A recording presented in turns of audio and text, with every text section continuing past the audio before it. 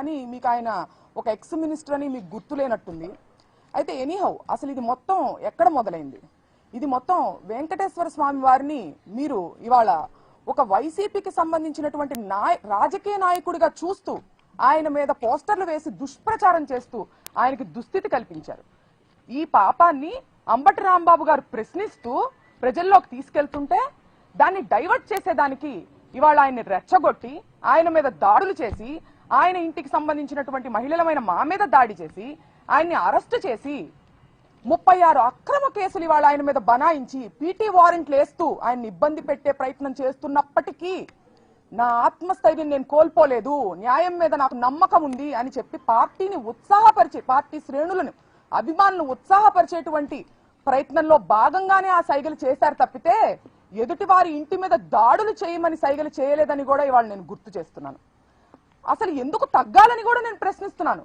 Red book రాజ్యాంగం ఇక్కడ జరుగుతుంది.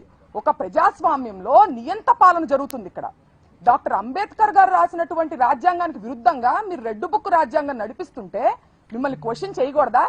మళ్ళీ ఒకసారి స్పష్టం చేస్తున్నాను, మీ అక్రమానికి మీ దౌర్జన్యానికి తగ్గేదే లేదు.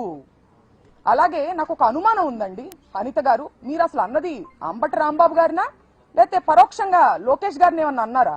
ఎందుకంటే గతంలో ఆయన కూడా అలాంటి సైకిల్ చేయడం జరిగింది. మిమ్మల్ని తిరుపతి లడ్డూ విషయంలో అబద్ధాలు చెప్పమని ఏమన్నా ప్రెషర్ చేస్తుంటే ఆ ఫ్రస్ట్రేషన్ ని పరోక్షంగా మీరు ఆయన మీద చూపించినట్టు కూడా నాకు అనుమానం కలుగుతుంది. అలాగే ఈ సందర్భంలో మీరు అమ్మ, గతంలో అమ్మ అనేటువంటి పదంలో కూడా ఎంత భూతర్థం తీసి మాట్లాడొచ్చు, ఎంత అశ్లీలంగా మాట్లాడొచ్చు అని చెప్పి మీరు ప్రపంచానికి తెలియజేశారు. చూసారా? ఆ ఘనత మీకు మాత్రమే చెందుతుందని కూడా నేను చెప్తున్నాను.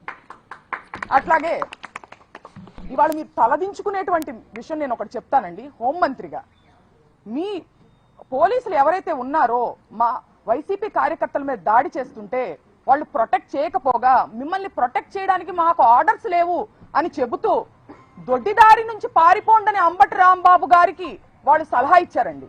దీనికి అంబటి రాంబాబు గారు ఏమన్నారో తెలుసా? నా ప్రాణాలు ఇక్కడైనా వదులుతాను, చావనైనా చస్తాను, కానీ దొడ్డిదారి నుంచి పారిపోయే ప్రసక్తే లేదని ఆయన చెప్పడం జరిగింది. మరి మీ పోలీసుల పనితీరు ఎట్లా ఉందో ఒకసారి మీరు ఆలోచించుకోవాలి. అలాగే ఇదే సందర్భంలో మంత్రివర్యులు లోకేష్ గారు మాట్లాడుతూ సీఎం గారి తల్లిని అన్నారు అని చెప్పి ఆయన అనడం జరిగింది. సీఎం గారి తల్లి అయితే ఒకటి, ఇంకొకటి తల్లి అయితే ఒకటా అండి? తల్లులందరూ ఒకటే కదా. మీరు పవన్ కళ్యాణ్ గారి తల్లిని తిట్టచ్చు, ముద్రగడ గారి ఇంట్లో ఉన్నటువంటి మహిళల మీద దాడి చేసి వాళ్ళని లకారాలతో మీరు తిట్టచ్చు. ఇవాళ అంబటి రాంబాబు గారి ఇంట్లో మహిళలమైన మా మీద దాడి చేసి మమ్మల్ని తిట్టచ్చు. అలాగే నల్లపురెడ్డి ప్రసన్న కుమార్ రెడ్డి గారి ఇంటి మీద మీరు దాడి చేసి వాళ్ళ ఇంట్లో 90 ఏళ్ల వయసు ఉన్నటువంటి తల్లి గారి మీద దాడి చేసే ప్రయత్నం మీరు చేయొచ్చు. జోగి రమేష్ గారి ఇంట్లో మహిళలు లేరా అండి? ఆ ఇంటి మీద కూడా మీరు దాడి చేయొచ్చు. దీన్ని ఖండించాల్సినటువంటి అవసరం మీకు లేదా?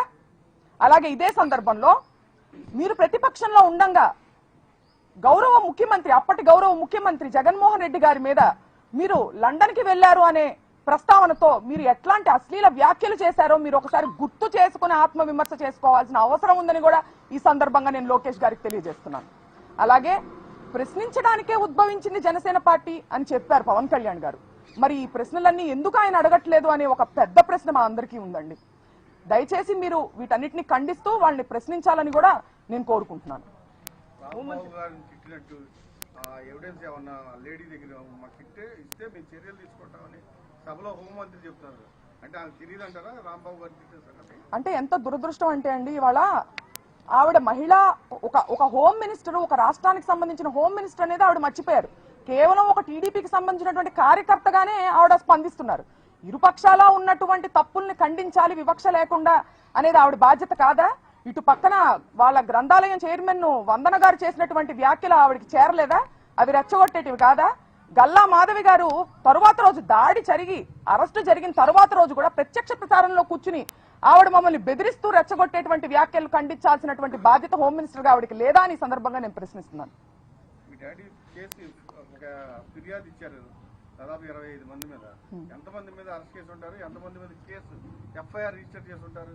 హోంమంత్రి మీరు ఏమైనా ప్రశ్నించారు? ఏమండి, దాడి చేసినటువంటి వాళ్ళని అదే మాటలు మాట్లాడి రెచ్చగొట్టినటువంటి వాళ్ళ మీదేమో స్టేషన్ బెయిల్ ఇచ్చి పంపించేశారు. ఈయనేమో దాడి విక్టిమ్ నేమో తీసుకెళ్లి సెంట్రల్ జైల్లో పెట్టడం జరిగింది. ఎటువంటి యాక్షన్ తీసుకున్నారో మీరు చూడొచ్చు కదా, అక్కడ తెలుస్తుంది కదా.